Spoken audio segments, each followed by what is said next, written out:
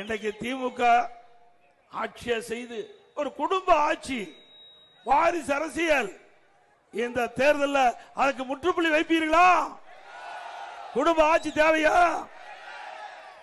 வாரிசு அரசியல் தேவையா? ஆக இன்றைக்கு 4 அதிகார மையங்கள் தமிழகத்தை ஆட்டி படத்தை கொண்டிருக்கிறது. நேற்று தினம் பாருங்க, திரு ஸ்டாலினுடைய மருமகன் சபரீஸ்வரன் அவரும் இப்ப பொதுவெளியில் வந்துட்டார். 4 அதிகார மையம் தமிழகத்தை ஆட்டி படத்தை கொண்டிருக்கிறது. ஒன்று முதலமைச்சர் ஸ்டாலின், துணை முதலமைச்சர் உதயநிதி அவர்கள், 3வது சபரீஸ்வரன் திரு ஸ்டாலினுடைய மருமகன், 4வது திரு ஸ்டாலினுடைய மனைவி துர்கா அம்மா.